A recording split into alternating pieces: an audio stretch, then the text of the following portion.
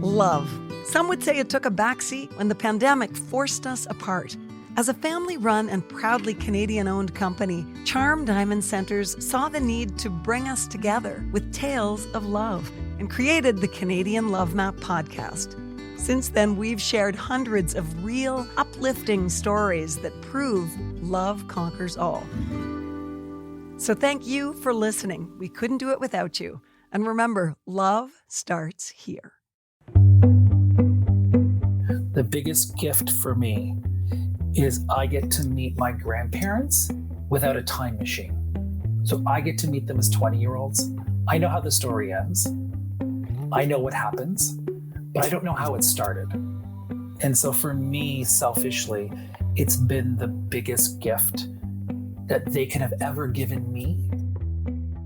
Hi, I'm Nancy Regan. This week's love story has us doing a little time travel back to the 1940s. We'll be introduced to Doreen and Bill by their grandson, Jason. He is sharing their love story with the world through hundreds of letters from a little blue suitcase. Hello, Jason. Hello. You are the keeper of the love. Well, we'll start with that today. Sure, that sounds great. Tell me this fantastic story. How did it start?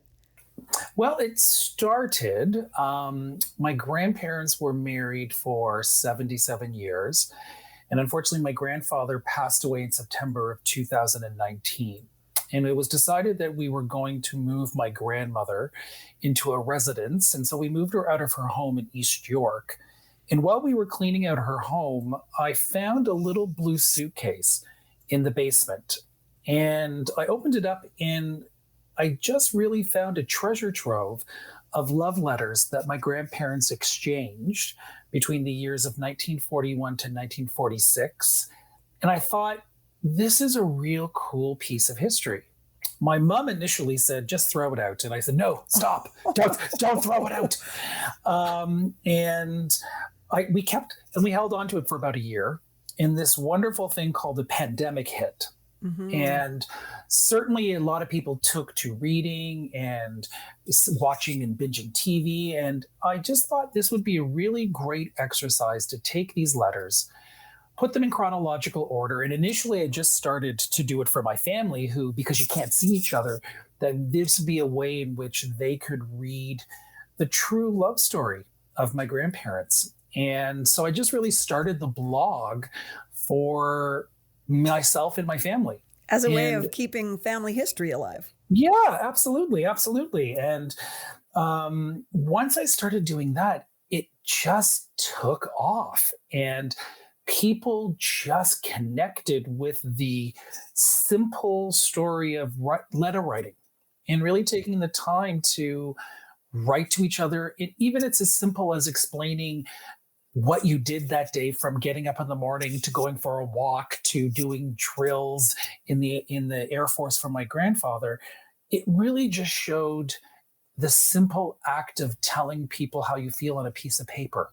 Mm-hmm. And that really just started to connect with people. And subsequently, I've got 500 plus letters that I have begun transcribing, and I'm about halfway through. And it has just been such a hugely rewarding experience. Over 500 letters. You're right, mm-hmm. It's a treasure trove. Mm-hmm. Isn't it funny that your mom didn't see the same value in it that you did? Yeah, it was interesting. I think, in fairness, that, she was just in a place of just get this stuff out of here because we got to get this house for sale. Sounds familiar. I think it was a little overwhelming at mm-hmm. first. And I said, hold on, let's just take a beat. We'll take a pause. You never know. And so she held on to them for the next year. And we really didn't look at them. And once I opened up the suitcase and saw what richness and goodness was in there, it just had to be shared. Oh my gosh, I would have done the same as you. I would have just nabbed it out of there and held on tight. I'm curious if you can tell us about their relationship so we understand why they had the opportunity to write all these letters. Absolutely. Well, I've been saying this is a true Canadian love story because this is two people who met when they were teenagers, when my grandfather, Bill Lewis, was the local paper boy.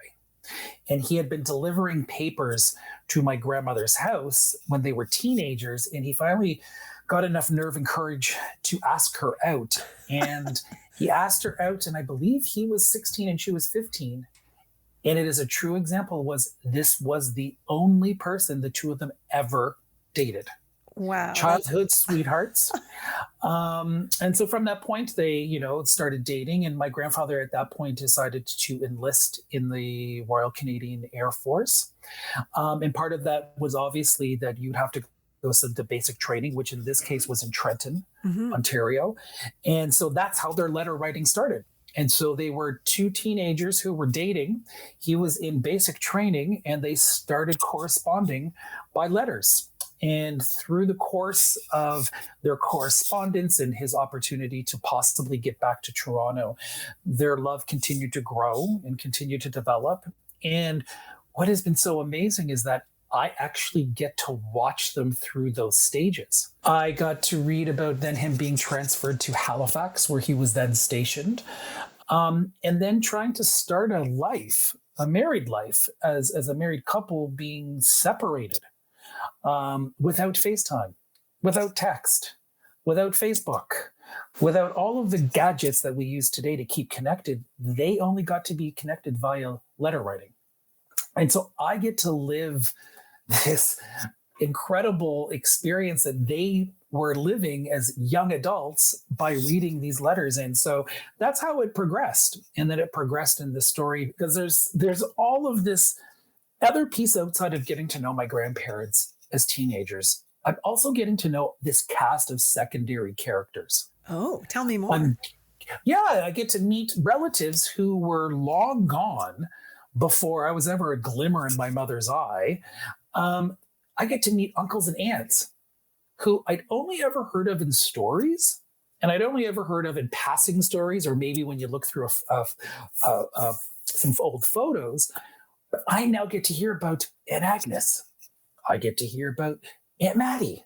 I get to hear about Marg and Ted and their marriage and the in-laws who weren't nice to them, and all of these other people who I didn't ever really get to meet or know. I get to now meet them Family through intrigue. my grandparents. Yeah, it's been such a wild journey because as people again have started to gravitate towards the blog, I've had distant cousins and relatives who were long missing, and I don't use that word as in disappeared, but they just kind of naturally over the course of 77 years have gone their separate ways, who have reached out and said, I think I might be your cousin. Maybe they just want to be your cousin because they want to be related to this love story. Well, they do know a lot about some of the cast of characters, so I'm hoping that they're keeping it legit.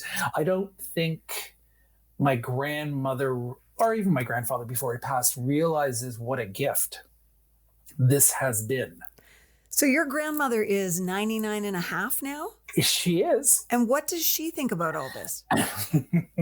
Well, she lives in a retirement place, and she's really comfortable. And I explained to her, I said, Grandma, this is what I'm doing, and I've looked through the letters, and I'm going to put them on a blog, which trying to explain to a 99-and-a-half-year-old what an online community or indoor blog is was quite the experience. But when she finally understood it, she said to me, Jason, Jesus Christmas, who wants to read those letters? Holy doodle, I don't know what you're reading them for. Jesus Christmas, which is her favorite line. So she doesn't quite she just sees them as, it was just the way she communicated. I said, when Grandma, when I look through who's been looking at the Little Blue Suitcase blog, I say, Grandma, do you know that there's people from Australia, the Philippines, China, Slovakia, incredible, Brazil, the US, United Kingdom, France, who are reading these things and who continuously come back to reading this story? She's like, where again? Yeah. So tell me what William and Doreen were like. Describe Mhm. those characters to me that they were as young people writing to one another. Yeah, it's so interesting because they're really just like every other young kid in love. Mhm. I also didn't realize, I mean, I always knew, but I didn't realize how funny they both were. Oh, God, they really? just were just so funny with, yeah, and just maybe it's the verbiage of the time in the Hmm. year 1940, but there's a lot of swells. I'm swell, dear. How are you? I'm dandy. I'm just grand. So I great. just find it so cute. And, just like I think of probably all of us, when we start working and have our working career, my grandmother writes to my grandfather, "Well, hello, dear. It's your old Toronto gossip wife giving you all the news on the street and what's happened in the office." And I think we do. I would have done that as a 20-year-old. I'm sure we all did, our first job, and you run home and you want to tell people what's going on. And it's pretty much the same. The only difference is they're using pen and paper Hmm. to have that story. Isn't that great? What were your memories of them from when you were a child? Um, I think I know. Um, they were like a second set of parents to me. Oh, really? I spent, making reference to the cottage, lots of time with them as a kid, with my sister and myself, with them at the cottage, without my parents. And so they really were like a second set of parents to us and to me. And so I remember going down and seeing grandma. She was still working at Eaton's, and going out for lunch and going to the cottage and going to spend weekends with them. So I always remember, and I think the two things that I would say as I get older, as I read the letters that have really stuck with me are two things. One, there's nothing I saw my grandparents could not handle or tackle if it wasn't done with laughter and a little bit of respect. And so it made no difference. I just hear laughter at all the time. And I think whether it's a simple thing from putting the slippers on the wrong feet to larger things like we forgot to pay a bill, there was always laughter. Or, Jesus Christmas, Bill. Holy doodle. What have you done now? Jesus, Doreen, leave me alone. There was that banter, Hmm. but always done with a side of wink, wink, nudge, nudge that I think has helped me in my relationships. That's a lesson, To say isn't it? there's always going to be stressful times, and everyone goes through stress, and I'm not saying that everything can be cured, but if you're able together with your partner be able to have a little bit of a laugh here and there, I think it goes a long way. And I think the second piece for me was respect as well. Hmm. That respect for different ideas, respect for different opinions, respect for seeing things differently was certainly evident to me at all times. My grandfather he owned his own insurance brokerage later on in his life. He worked out of the home at his own home, and my grandmother went out to work. And it was respect that you want to go out, great. I'm going to work at home, great. We're going to take the 4 weeks and go to the cottage, great. How do we want to do this? And so there was always a level of respect Hmm. around what they both wanted to do, but also what they wanted to do together. This podcast is brought to you by Charm Diamond Centers, Canada's largest family-owned jewelry store. They are proud to be putting love on the map, and the staff at Charm Diamond Centers are thrilled to be a part of your love story too. So visit charmdiamondcenters.com or one of your local stores. Love starts here. Let me ask you this. It seems to me like you have, in putting these letters out into the world, sort of put out a Mhm. big beam of light in a dark time. Does it Mm, feel like that from your perspective? absolutely. 100%. Hmm. Um, just, again, I think that people are, people are searching to make sense of how to connect. And we are often relying on the tech, at least from my perspective, that we're relying on the technology, and the technology is not there. We can't see them. And so I think this has given people a little hope. And I reflect upon the time they were writing these letters. World War was ravaging. Mm-hmm. People didn't know what it was going to look like, didn't know if a dictator was going to rule the world, didn't know the men that they sent off to war if they were going to come back. Talk about a time of uncertainty. Where was the paycheck going to come from? How am I going to afford to pay the mortgage, the rent, if this shuts down? It was a very stressful time. Yeah. Yet they made it through. And they made it through, in this case, in my grandparents' case, part of their support mechanism was talking to each other. Mm-hmm. And so I think in this time where people are feeling that level of anxiety, I mean, we're not on the brink of a world war, but it feels like it when we think about what we have to tackle for the pandemic. And so this, to me, is I want to give this to people to read, to say, if they can do it and they didn't have the resources at their disposal, maybe it's not so bad. Mm-hmm. Maybe I don't need to complain about my 4,000 square foot home with 4 bedrooms, 4 bathrooms, 2 cars, and then I can get away on the weekend to my summer house that allows me to have a relax.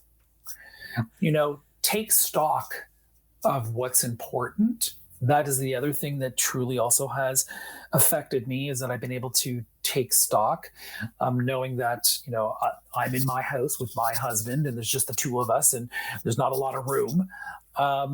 But to take stock, to say, but that's okay. Mm-hmm. Because there's people out there who are suffering a heck of a lot worse than we are. I got food. I got a job. I got somebody who loves me. And that's good. And this too shall pass. And so that to me has been a huge lesson as well. And so I want to be able to kind of play that forward to, again, it started with my family and then it blossomed to, over 43,000 people now have come and dropped in to say hello to the Little Blue Suitcase blog. Oh, I love that so much. And what I'm hearing you say is that these letters were like a lifeline between your grandparents in a stressful time. Mm-hmm. And now they've been transformed into a lifeline for 40,000 plus people during a stressful time. That's incredible. Mm-hmm. Mm-hmm. I also set up a Facebook page for Little Blue Suitcase as well. And the people are now chatting with each other, which I don't know who these people are, but they're chatting, saying, Susan, are you up to date on the letters? No, Jane, I haven't read today's, but I got to get to them. The fact that these two people have connected, now whether they're friends or not, that's not here nor there, but I get to read these comments. Yes. That Jane and Susan are talking about, oh, darn, I'm not up to speed on the latest edition of the letters. I got to get to that. Just the fact that those two people connected on that level. Yeah, I was going to say you're creating connections. Yeah, absolutely. So it's been so interesting. And I think I think you hit the nail on the head. It's just the hunger for connection, because we're so disconnected. And so the hunger for connection has made people, people have stumbled upon this and said, I'm going to give this a whirl and give this a read. And the next thing you know, they're in. They're hooked. Yeah, because I know a number of people have also reached out and said, it's my Sunday morning ritual. I grab my coffee and I catch up on Bill and Doreen's letters. Oh, I just think that is tremendous. I want to say thank you so much for this, because I do believe that you are making the world a little bit better by this beautiful project. And I know that I'm going to become an addict very quickly. I don't know what the solution is. I have your email. I'm going to be emailing you for the next installment. Absolutely. And again, people can subscribe to or follow the blog, littlebluesuitcase.ca. And so they get notifications when new letters come up, or on Facebook. And again, I post a couple of pictures, but I've made a very conscious decision not to show a lot of pictures of my grandparents because I want people to use their imagination, Oh, to, great. to allow them to kind of think, God, I wonder, she's talking about a black dress. I wonder what it looks like, 1940s style. So I've tried not to do that because I want the letters to allow to speak for themselves and allow them to craft the story. Well, I just thank you so much for sharing the story. I want to know, what's your greatest hope for what this will achieve out in the world? Whew. Talk about that hard-hitting question at the end of the podcast. I think what I would really like to achieve, or what would I like to achieve, is really that people will again take pause. And I know it's a cliche, and I know you can buy it on a napkin and a t-shirt that says, take a moment for yourself. But I really think that that's what I would hope for. But if I could possibly allow people just to take that pause and be thankful for what's in front of them and realize that you probably have something to be thankful for, that to me would be the biggest gift, I think, that I could possibly receive from that, for others. But to be selfish, the biggest gift for me is I get to meet my grandparents without a time machine. So I get to meet them as 20-year-olds. I know how the story ends. I know what happens, but I don't know how it started.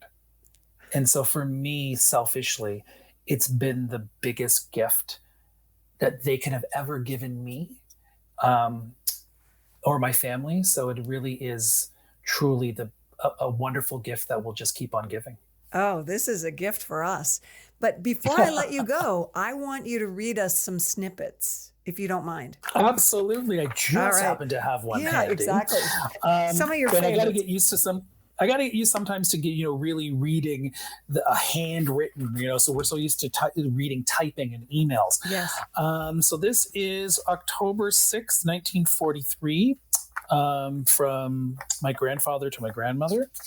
Hello, darling. Well, dear, I received your very nice letter on Monday, dear. And since I wrote you on Sunday, I thought I would take a couple of days until I had some news for you.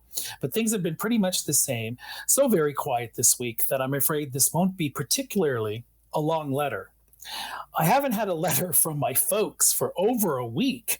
They owe me a letter, but I wrote one yesterday anyway. Tell them that I can look forward to getting a letter just as much as they get excited when I send them a letter. So get them cracking on that, will ya? Well, dear, I went to the Navy show on Sunday night and had a fair time, but I think that the Air Force show should be better. Mark Kenny was going to give a show at the Forum down in Halifax the same night. If I had known, I think I would have rather have gone to hear him. Monday night, I had to work the late shift, night duty, till 1:15 or so, and that finished that night for me. Last night, I went to the station show and saw two really good pictures. One was Action in the North Atlantic with Humphrey Bogart, and it was a dandy picture. I didn't get out until 11:30, and so I was a little late getting to bed. I'm on duty watch, so I won't be going out, but I have only been out to one show downtown in Halifax and another on Sunday afternoon once since I came back from leave. So that's an example of some of the information that they would have certainly shared for back and forth. I can grab this one here because this is the end piece where he says, darling, I want to thank you for going over to see my mother and father once in a while. They certainly look forward to seeing you because you act like a daughter for them, dear, because they certainly think a lot of you, darling. And confidentially, I also think a lot of you myself. Well, dear, I think that's all for now. And I'll just close by saying, all my love, dear, I love you very, very much. I'm lonely and I miss you, but I always remember that I love you from the bottom of my heart, Bill. Oh, my heart. That must just land squarely in yours. It does. I'm surprised I could make it through. Yeah. Jeez. Yeah. And again, so when I read something from my grandmother as well, She says, hello, dearest. Well, my darling, here it is Monday night. I was going to write you yesterday, but I thought I would wait until today to see that it was any more mail. But no luck, but perhaps tomorrow. I received your lovely letter Friday, dear, and I was very glad to receive it. I'm always glad to receive the letters that you sent me, my darling, and I look forward to getting them in the mail, so please never stop. Well, darling, that seems to be all for now, but we'll write you again on Wednesday. So, my dearest, loving you with all my heart and praying awful hard that you will be home long before Christmas. With all my love, Doreen. Mic drop.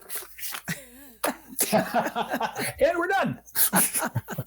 Yeah, that's fantastic. And you're a rock star. Seriously, thank you so much. You're welcome. Thanks so much for listening to the Canadian Love Map. If you love us, please subscribe and share. We'll be back next week with another love story to add to the map.